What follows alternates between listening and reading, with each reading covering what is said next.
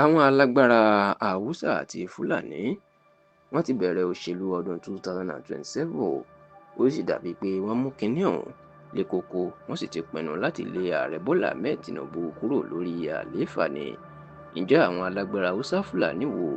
Àwọn mà ní ẹgbẹ́ Northern League of Democrats, èyí tí ó jẹ́ ẹgbẹ́ tí àwọn alágbára àti gbajúmọ̀ olóṣèlú ilẹ̀ Haúsá wà nú ẹ̀, tí wọ́n sì ti ń halẹ̀ mọ́ ààrẹ Bọ́lá Tinubu báyìí o, wípé àwọn ti ṣetán láti gba agbára kúrò lọ́wọ́ ẹ̀ lọ́dún 2027. Ẹ rántí pé lọ́dún tó kọjá, ìyẹn ọdún 2024, òun ni ẹgbẹ́ Northern League of Democrats ni wọ́n máa dá sílẹ̀. Ẹni tí ó sì jẹ́ ògúnnágbòǹgbò tí ó ń ṣíwájú ẹgbẹ́ náà, òun ni gbajúgbajà olóṣèlú ilẹ̀ Haúsá ni tó jẹ́ gómìnà tẹ́lẹ̀ ní ìpínlẹ̀ Kano, ìyẹn sẹ́nitọ̀ ọ̀mọ̀wé Ibrahim Shekarau. Bẹ́ẹ̀ ló jẹ́ pé lọ́dún tó kọjá làwọn ẹgbẹ́ Northern League of Democrats wọ́n bẹ̀rẹ̀ sí ni máa ṣàbẹ̀wò sí oríṣiríṣi àwọn èèyàn ńláńlá káàkiri Nàìjíríà, pàápàá àwọn ààrẹ tẹ́lẹ̀ lórílẹ̀‐èdè yìí.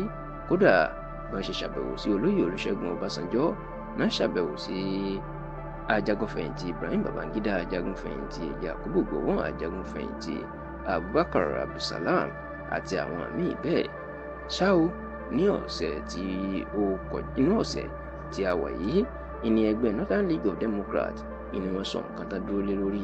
Ṣé tẹ́lẹ̀ wọ́n kàn rí tán dá ẹgbẹ́ sílẹ̀ táwọn èèyàn sì ń ro oríṣiríṣi nǹkan ni, ṣùgbọ́n tí kò sí ẹni tó mọ̀ wípé ẹgbẹ́ náà òṣèlú náà fẹ́ ṣe, nítorí pé bá ṣe ń fi sọ́tún náà ń fi sùn sí tẹ́lẹ̀.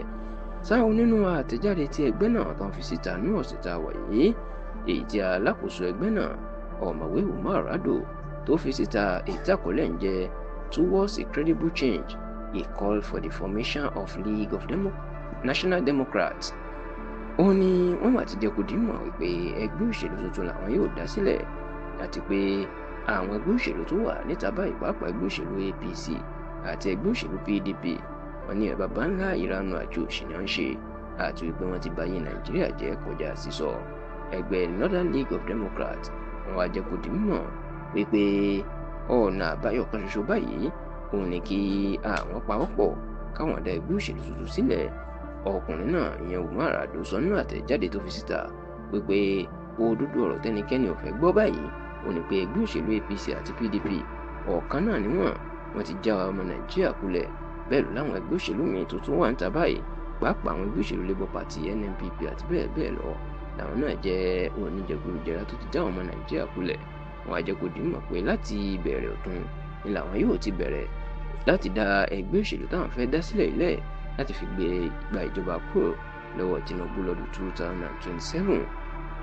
Ọ̀mọ̀wé Umar Rado ló jẹ́ kó di mọ̀ pé àwọn ti bẹ̀rẹ̀ iṣẹ́ lórí ọ̀rọ̀ ọ̀hún, àti pé bó bá ṣe jẹ́ àwọn èèyàn yóò rí láìpẹ́, ṣùgbọ́n ó ti fi hàn báyìí pé ẹgbẹ́ òṣèlú ní àwọn alágbára ilẹ̀ Haúsá fẹ́ dá sílẹ̀ lọ́dún yìí o.